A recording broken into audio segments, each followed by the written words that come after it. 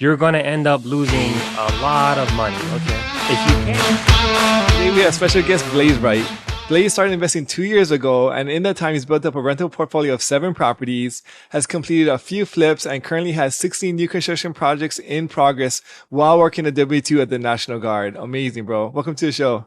Thanks, Daniel. Thanks for having me. Awesome, man. So, I mean, I think over the last 2 years, I think I've kind of seen your journey from like no experience to where you're now. And it's been really fun and really amazing to watch. So for the viewers out there, take us back to what were you doing before real estate, and then how did you kind of get started going into real estate investing? So before real estate, and my primary job was working with the Hawaii Air National Guard. There, of course, I'm a service member. I wear the uniform every single day. I am a maintainer there. I work on RF transmissions and maintenance. So that's like radio, communication equipment, all the interfacing equipment, all those types of things. Sometimes I'm wrenching. Sometimes I got to do whatever they tell me to do. But whatever they request me to do, I'm there and I'm doing it. What was like the transition from there to actually start investing in real estate? So the transition from there to invest in real estate really started in COVID. Once COVID hit, there was kind of this eye-opening light bulb moment for me. So I was looking at it. I was at work, and a lot of the upper people, guess what? They're remote working. A lot of us essential. So they had this term in the military. It's called, or actually everywhere, they call it an essential worker. An essential worker means you gotta be there and you gotta work no matter what happens. COVID, tsunami, hurricane. I've been there through a lot of different disasters and all these different things. And that was just the eye-opening thing where I had a light bulb moment where I had to change what I was doing and set up the financial future for my family. I have a wife, 2 girls, and when I see financial freedom, it doesn't look like 20 years doing that would be the best for my family. So trying to speed it up to 3 to 5 years, doing something else is what I'm looking for. I love it. And so kind of there was a light bulb moment in COVID where you saw like the current vehicle that you're in might not get you to the goals as far as like spending time with your family or the financial freedom that you'd eventually want to have like in the near future. Yes, exactly. So, delayed gratification. I'm working extra hard right now with the W-2, pretty much working full time on real estate for the delayed gratification of the future. So how did you actually get started with real estate investing? What was kind of like the steps to kind of get started? It was kind of out of luck. So me and my friends were already looking to doing some fix and flips in Hawaii. As you know, even a few years ago, back then, condos were still $400,000 or $500,000, and homes were just about $1 million. So just for myself, I felt like I wasn't personally and financially and I didn't have the expertise to dive into this market. $2 million flips, right? These are like kind of big numbers and stuff. It just didn't make sense at that time. So I wanted to start somewhere smaller. So I was like, maybe I can invest in another market. Come to find out, my wife was working at the Kroc Center, and one of the family members there was CJ Khalil, who ended up being my mentor. And he was an out-of-state investor. Guy. I love CJ. Yes. Shout out to CJ. Definitely a cool guy. He was always in there, always talking about stuff they was doing, entrepreneur stuff. Mouth, He likes to talk. So. Definitely, like you said. I ended up getting his website from my wife. I ended up having a meeting from him, and I ended up making a change. So CJ was like, he runs a small mentorship, I think W&N Properties. And so he like by chance encounter, he met your wife. You're chatting. Their kids met with your kids or something. You guys are hanging out, and then he was doing what you would wanted to do, and he offered some way to kind of like get to the us investing that you eventually kind of wanted to get started with. Is that kind of what happened? Yeah, exactly. So that little coconut network, and it's Hawaii small, so you always have these little things here and there. When you connect with somebody, you can always branch out and connect with more people. But he had a vehicle that I wanted to use. And he was offering a mentorship. So I paid money, joined a mentorship. I learned a lot. And then within those 6 months of learning, I finally bought my first property. So like you paid a little bit of money, joined the mentorship, and then started kind of like buy your first property or after 6 months. Yes. And then so like that was your first rental property. It was out of state, you said? Yeah. So my first rental property was this small rental property, about little bit over 1,000, like 1,100 square foot livable. Okay. Out of state, it cost me 85,000 or Okay. which is unspeakable here. Yeah, I mean, 85,000 versus a million is a big difference. Yeah. So what was the down payment? Did you put like a 20% down? Or was it was a 20% down. Okay. I put the 20% down. So like 20 grand down to buy your first rental exactly. property. Okay. I actually was able to negotiate some terms with him. So there's a few items that came up on inspection. They ended up fixing it. They gave me a small credit. So I needed even less money down. Yeah. But that's just was this all like y'all learned this through the mentorship process of like how to do all these different things? Absolutely, through the mentorship process. Again, I said 6 months, but within those 6 months, I fell out of 2 properties before I locked up my first investment property. So it's 6 months. You're taking action. You're learning. You're putting in offers. You're trying to like, get through the things, and then you actually we probably would have closed on our property like earlier if these things didn't fall through, but they fell through. So it ended up taking 6 months, even though like it was like during the 6 months, so you're working very hard to kind of like get that first property. I was learning the neighborhood. I was analyzing the area, learning how to calculate for rehab costs, building up my relationships with realtors, inspectors, general contractors. So those 6 months, they weren't wasted time. It's just once the inspections came back or something in the deal that didn't make sense, and we tried to negotiate on terms, and we couldn't reach an agreement. So how did you manage all of this like while working W-2 with a wife and 2 kids? Like what was that? I always tell people, I jokingly say a lack of sleep. So I just work really late hours, and when the kids are asleep. How many hours are you guys working at the National Guard? So I'm scheduled for 56 to 60 hours a week. A week. Wow. 56, 6 hours. So you're working 56, 6 hours a week. Yeah. You have a wife and 2 kids, and then you're learning and trying to put in offers and this real estate investing on top of that. Yeah. So. Any downtime during work? Hey, I'm listening to podcasts. I'm analyzing deals. Okay. When people are taking breaks and doing nothing, I'm eating and studying and learning. You know what I mean? While I'm driving, I'm listening to more podcasts. I'm listening to business podcasts, real estate podcasts. Anything that can make me better, I'm doing in those times that people probably would just be relaxing. Yeah. So you're not on Netflix and chilling. You're grinding, and you're really trying to like learn and trying to push your family forward in those extra moments that we all have, right? Yes, exactly. So like 6 months, you buy your first property. Where does it go from there? For that first one, in a few months later, with appreciation and the market during that time, I was able to burr out all my money, and I barely put anything into it. When you say burr, what do you mean by that? So. Burr is where you buy, you rehab, rent, refinance, and then you repeat that process. Okay. So you bought it for 85,000. Yes. And then like you got to did you put any renovation into it? I put a few $1,000s to fix of my own money to fix up small things. And of course the seller did too. On part of our terms. Okay. And again, 6 months later, after it's already being rented, I went to a conventional lender. And what did it appraise for at that point in time? It appraised for $125,000. So from 85 to 125 in 6 months. Yes. And then you were to refinance out 75% of the 125, which is I refinanced everything like 90,000. So all the money that you put in, you refinance out, and you're into that property with $0 then. Exactly. So what was it renting for, and what was your mortgage at that point? At that time, it was renting for $890. Okay. My mortgage, including debt service, was between like 450, 500. Oh, wow, rates were still low, right? So it was a good time if you had investment properties to refinance. If That's you crazy. had your primary, I did that too. That's crazy. So 6 months, you bought your first rental property. Now you have 7 rental properties. How long did it take for you to get those 7?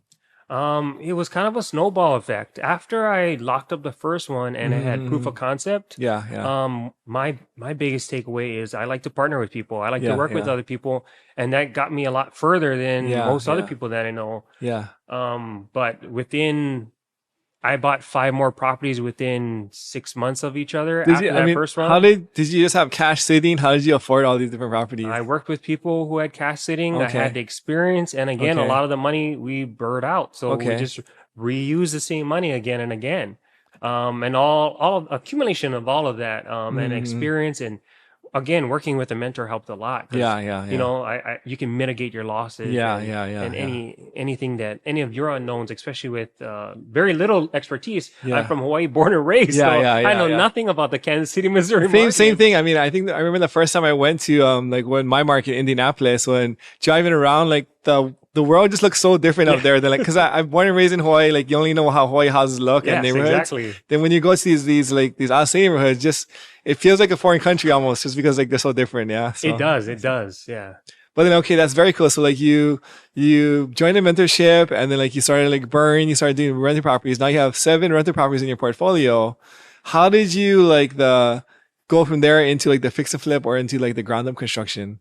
I'm kind of lucky in this aspect. I have a leg over other people. I have a lot of family members and friends in the construction industry. Okay. The main person I work with is my uncle, Jesse Alvaro. Okay. His company is Elite Construction Management. Okay.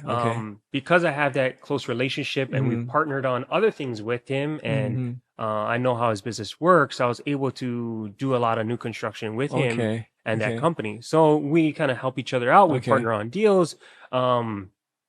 You know, we have this good balance here where we can do it a lot cheaper together than other people would be able to do it. I see. So it's kind of like a snowball from like once you get the bug of real estate investing out of state, you kind of got some experience, you got some momentum, got some knowledge and confidence.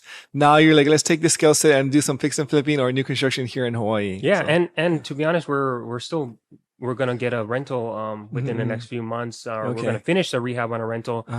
So do another burr in the next few months too. So here in Hawaii. So we're doing, I took the knowledge that I learned in a market that was smaller. And I applied that here. And then that doesn't mean I'm not going to still do stuff in that other market. I'm not going to do bigger deals, commercial deals, but I'm taking that knowledge and using it wherever I want to apply it. And that's the beautiful thing about knowledge. I love it. I mean, like, it's like, I feel like I'm looking in the mirror. Like, this is the exact story that I had where I was like, when I first started, I thought Hawaii's too expensive, $1 million properties, started investing out of state, doing some burrs and rental properties out of state, eventually taking that skill set and confidence and moving over to the Hawaii market. Now we're burring and doing fix and flipping in Hawaii, but just because the confidence was built in like a smaller price point, less like risky market. And then now you take it into like where the numbers are obviously a lot bigger. So that's exactly how it went for myself. Right. So started in a smaller market, less risk, rehab's cheaper, homes are cheaper.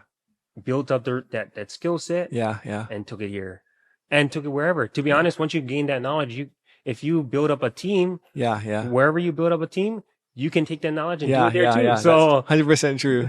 Yes, it's amazing to build up building up knowledge. One of the things that's very cool, I think I've seen, is that when you first started with WNN, you were like a mentee. You're kind of like learning under a CJ. But over the course of time, I think you've kind of graduated to now become a mentor to other students. Can you walk us through or talk about that a little bit? So yeah, I've already mentored 3 people for a full year. They're able to pick up at least 2 properties per person. So they're able to build up their portfolios, each one of them. Of course, in a market where the rent makes more sense, it's more landlord friendly versus tenant friendly. And it's a little bit more of a red state because of that. What was that transition from like mentee to mentor? Like what did that look like? I would say that, again, just like the confidence I built up with doing stuff here, it was just confidence and knowledge built up over the year where my mentor trusted me to mentor other people, to coach other people. So you're learning, you're doing things, you kind of started getting a few properties in your belt, kind of learning the ropes. Now you have like a lot more of this knowledge base and experience and confidence. So then I'll see you like, hey Bleys, like I see you've been doing some cool things. What do you think about mentoring other students as well too? Is that kind of how it went? Exactly. So, but he's seen that in me, and he knew that I could teach concepts, teach analysis, teach rehab costs, kind of guide them through that process, because I've gone through that process myself. So that proof of concept definitely helps a lot. Do you feel like teaching other people actually helps make you a better investor as well too? It absolutely does. There's certain things that kind of instinctively. That now you have to articulate it, and learn how to explain that to other people, where something that might be instinctive to you is not to them. I think I find that a lot too. Like whenever you explain something or have to teach it to somebody, you always learn it better yourself, right? And sometimes there's like nuances where you're like, I hear myself talking, I'm like, wow, I actually know these things, where I'm like smarter than I thought, just because like once you articulate it, and then you're kind of like your brain's forming and learning while is teaching at the same time sometimes, right? So yeah, absolutely. And again, you kind of learn with them, because you're not going to have the same issues. Different problems are always going to arise, and you guys can help each other, or you of course help them, lead them on the path that's best. So you're kind of taking the experience that you have, and maybe they might be facing like a new issue, but you're kind of taking all your experience and trying like, hey, let's come and work together to try to solve this new issue that you're having, even though I've never experienced like the exact same thing myself. Exactly. So. But again, once you get that repetition, you know how to adjust, you know how to pivot towards where you need to go. It's kind of like a mindset. I almost say like the investing mindset is you're solving problems and trying to move the ball forward, right? So like when I think a lot of new investors come into the space, like they don't have like that mindset or the skill set of solving problems and moving the ball forward. And so like if you can kind of instill that inside of them, it's like they might not, you don't always necessarily need the experience, but then like you can, as long as you have that mindset, you can kind of like find the resources or the information to kind of like do the things to kind of like move you down, like move the ball down the field. So yes, absolutely. A mindset and your mindset shift, and I guess going from a regular person to an entrepreneur, these are different things, because you're like your W-2 job, you do X, Y, and Z, you'll get results. But if you're your own business, you have to push yourself to do that. There's no boss telling you what to do, right? Like, yes, there's no boss. Like you gotta be, if you are a heavily procrastinator like myself, you gotta set up timelines and these things where you can kind of adjust yourself, like trick yourself into doing things faster or hitting certain deadlines. I mean, you have to kind of be your own boss, right? Like you have to like kind of like hold yourself accountable. You've got to set your own timeline and things, because I felt like it was a struggle for me when I went from like W-2 to like straight like entrepreneur, because there's so much uncertainty, because there's no one to like to correct you or to make sure that you're doing the right things, right? Like it's such a big different kind of like a shift in your mindsets. It absolutely is. And again, if you don't do anything, you get no results. You know, first, like in a job, you just show up and you get paid. Yeah, right? So some people, some people are in the bathroom, you know, just hanging out. That's funny. But okay, so like just kind of like going through like the different kinds of like as you kind of progressing as an investor, did you ever have any like big challenges or any big hurdles that you had to overcome?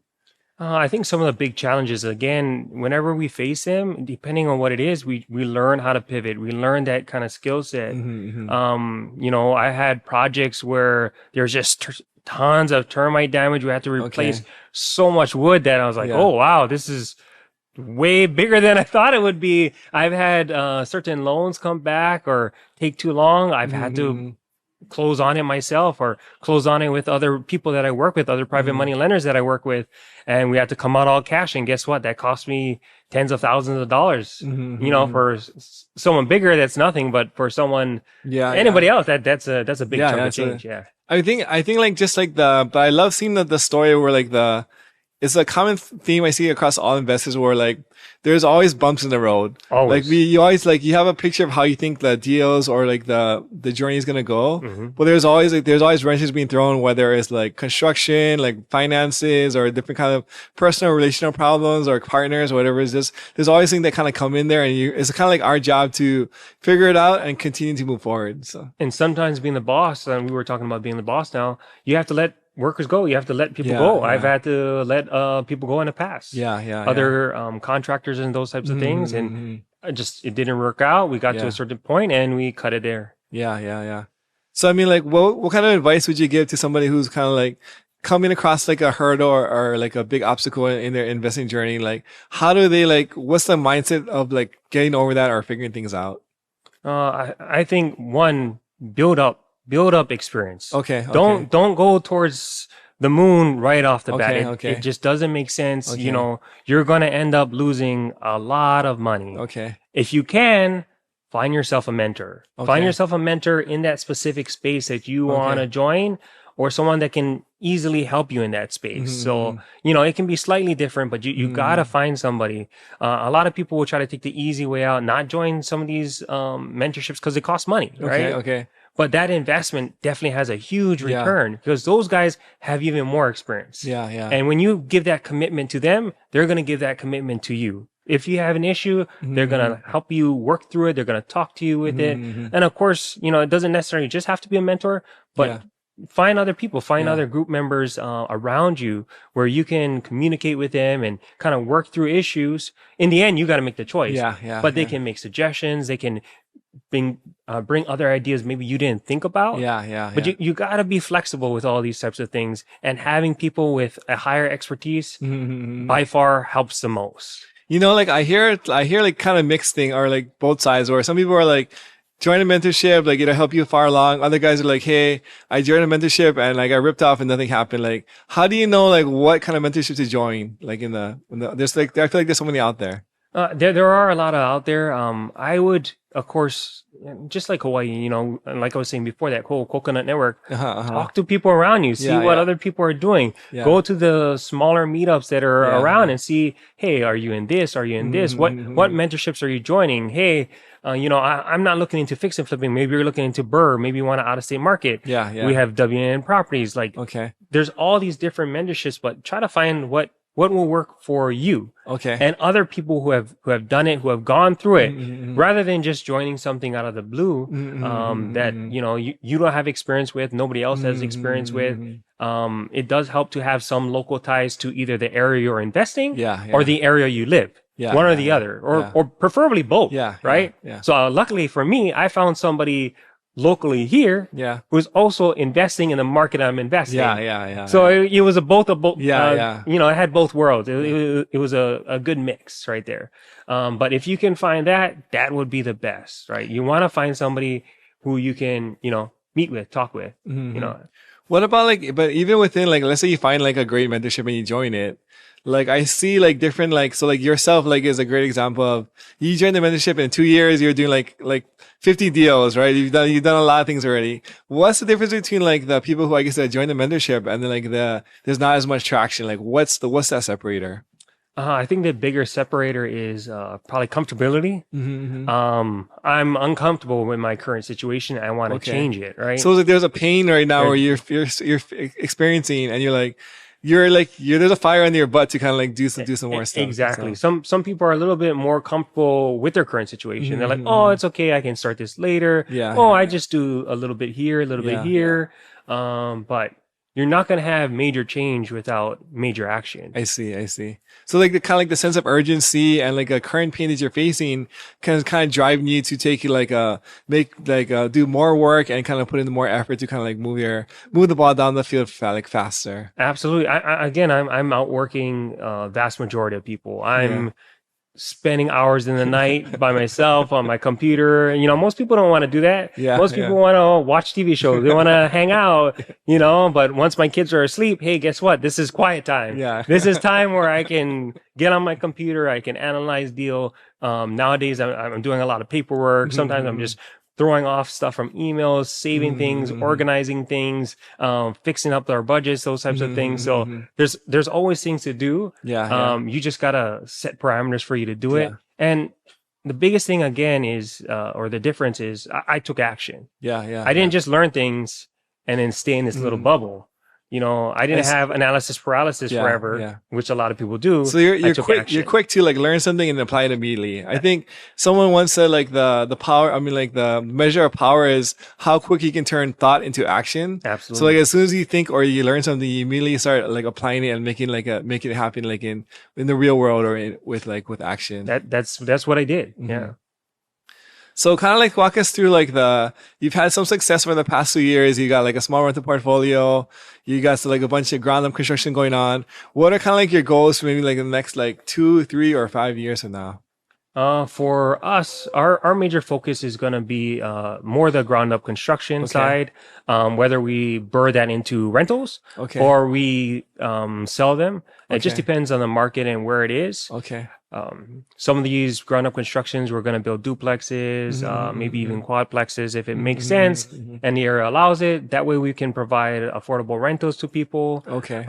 We do have our side of the lake that's providing affordable homes that we're selling to people, which is always good. We take the construction costs that we save from working with other locals in the community. And we put that onto the buyers, other locals that are buying. So people can reap the benefits of the way that you guys are running the operation. Absolutely. Of course, we still got to make some, but they're reaping a lot of benefits because regular cost to build homes is not cheap in Hawaii.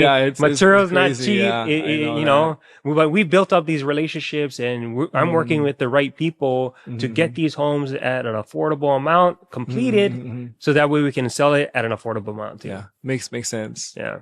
So I mean, like that, as you're kind of like doing these different things, like it's very cool stuff you do in the community. What about like your personal goals for like you and your family? What are like what are you guys trying to achieve? Personal goals over this next few years is buy another property, or I should say primary residence. Okay, right? so you have a primary residence now. Yes. You guys want to like, are you gonna sell it or rent it out? What would you do? Our goal is to keep it, right? Okay. So it's Hawaii. There is an appreciation. It's in a good neighborhood. And in the future, it could be a good starter home for my kids, right? Okay. So our goal is to keep it. Yeah, now, if a few years from now, if our kids say, we're never going to live there, I'm going to get rid of it. There's no sense holding on to it. You know, you probably appreciate in value though over the time, right? So Hawaii is a big appreciation market. So just by holding real estate, even if it cash flow is like negative, the appreciation you get over time is pretty substantial. Exactly. So I've gone a little bit more from strictly looking at cash flow to having more of a balance between cash flow and appreciation. And sometimes if I have the extra cash, like you said, or if I already have the property, hey, appreciation is the play for it. So you think maybe like buy a new house in the near future, and then what about like your cash? Do you have like a magical cash flow number you want to get for passive income, or what does that look like for you? From active income and passive, the goal is at least 20,000, which I'll hit this year. Congratulations! Yeah, awesome. So that's the goal. And even with projections right now, there's nothing holding me back from that. We already have things that are.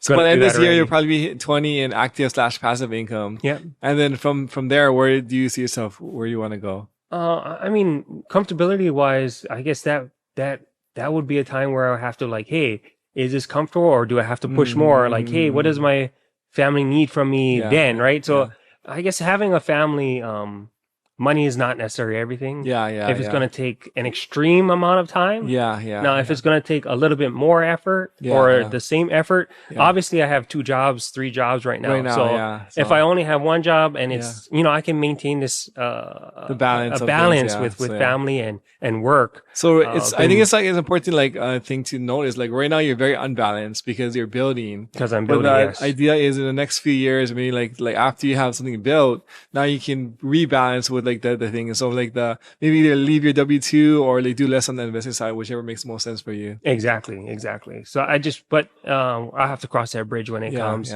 More than likely the investing side is doing really well. That's gonna be so you probably way more money in the future. You probably would do more investing and less, and maybe leave your W-2 at some point in the future. We'll see. That's still again a bridge we have to cross. So I mean, it's not like the immediate plans. It's still like a little bit of ways off. It's still a little bit of ways off, and even if it is in immediate plans, I always have to do what's best for my family. You know, if I have to suck it up and work 2, 3, 4 jobs, I'm going to do that.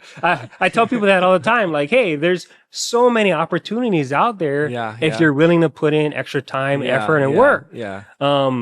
But guess what? You're going to take a little bit from your family. Okay. I'm not willing to take that much. What can I do with this time that I have? And take action. I feel like it's so hard. Like though, like like you said, there's so much opportunities and there's so much like things that you can do. But like, I always feel like myself mentally, I'm always like, I procrastinate or like I watch YouTube or something. Like if I just took that time and just was like focused with it, I could like 10x or like be so much farther ahead than where I am now. It's such like a mind game that you're always like kind of playing with yourself. Yeah. And for me, I guess what I've built up is enough trust in team members. Where I have a general contractor as I trust, right? So I can be more standard. Like before I had to be like, okay, was this done? Was this done? Was this done? I need pictures here. I need this. Now they just do it automatically. They're taking pictures, taking videos. Once something is completed, okay, I can request draws. I have things in place. You're partnering with guys who you trust and you kind of built a track record with who are competent. And now like you can take your mental bandwidth or focus that you were used to have over there, take it off, and now you own it again. You can either apply it somewhere else or keep it to yourself. So. And what I did this year was apply to more deals. We were doing. That's how you do 16. Otherwise, you try to do like 2 or 3. Yes, if I didn't have a good team, I would just do 2 or 3 at a time, maybe even 1 or 2. Some guys do 2 or 3 a year, right?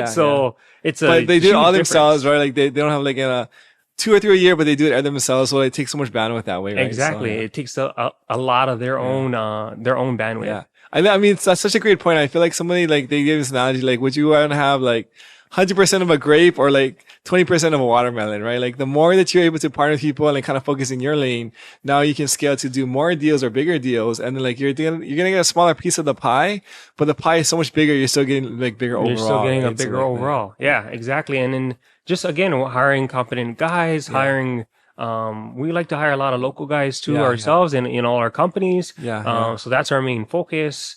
But having a good team, good community, good work ethic all around, it all helps. It all kind of makes it so, hey, instead of doing 1, 2, you know, we can do 16. I love it. I love it. So if you're kind of like, let's say like you kind of had like a meteoric rise in the last 2 years, and it seems like you're positioned to kind of like continue this growth. What would you say to like a new guy who's just starting out, who's like has zero real estate experience, but he's like, hey, I would need to do something different for my family to reach like financial freedom or to augment what I'm doing on my W-2. Where would they start, and what advice would you give to him or her? I think where they would start is YouTube University. Okay. Like that's where most of us learn a large chunk of our knowledge. Spotify has tons of podcasts. I know I listened to hundreds of episodes of Bigger Pockets. Same, at that time was Brandon Turner, and now it's David Green, as a host. But I've listened to so many of them, like hours and hours. And after listening to those types of things, I know there's also books out there. I'm more of a listener myself, so that's what I prefer. And then I went out to meetups. I went out to different networking events. I looked online. I looked on Facebook groups. I looked on IG for all these things where I could get myself involved in it. And that has also helped me catapult a lot further, right? But start there. Start learning. There's so much knowledge online now. You can probably ask ChatGPT and like, hey, how should I get started with you? That's really good. Real estate. He can probably tell you exactly what to do. What market should I buy? It's funny though, like when you start listening to these podcasts over and over, like, and you can immerse yourself in it, like how you do like 24/7 and going to these meetups and getting around like these people who are investors.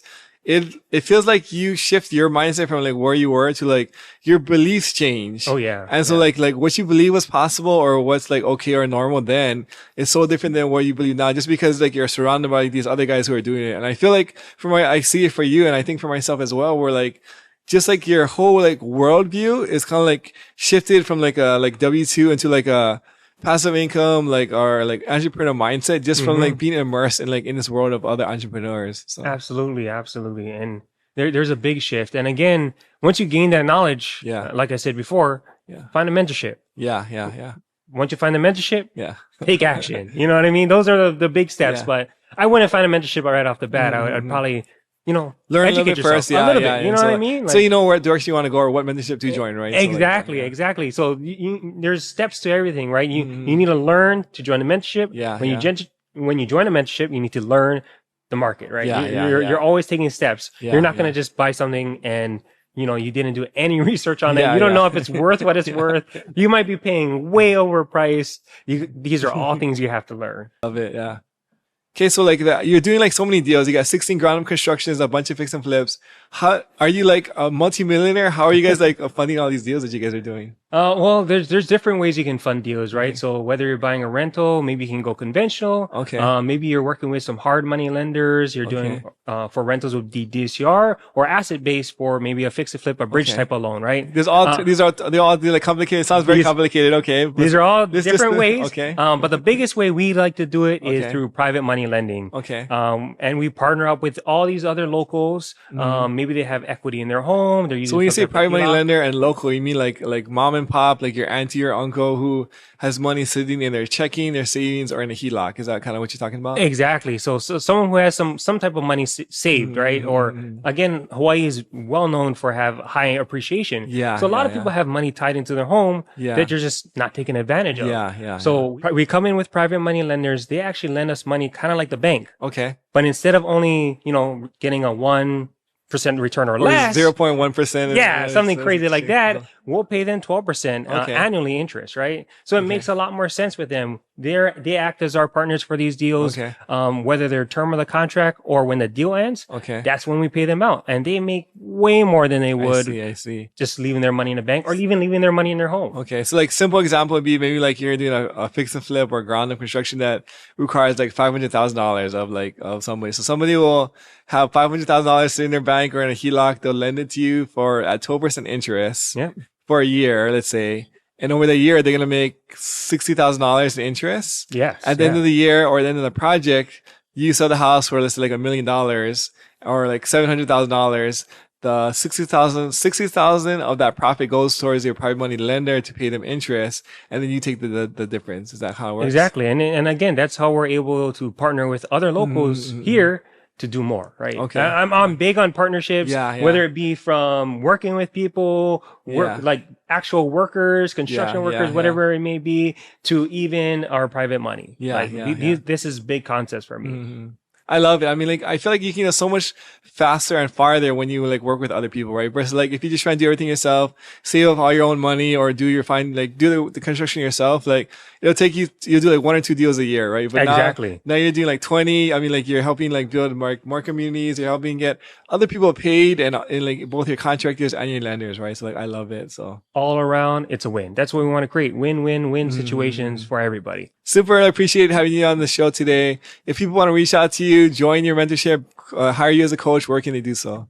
So most of my content is on Blazing REI Hawaii on IG, Instagram. I'm across YouTube, Facebook, and all these other platforms too. Look me up on all of them. Of course, I have my links all over there. Awesome. Well, thanks, bro. Super good to have you. And thank you.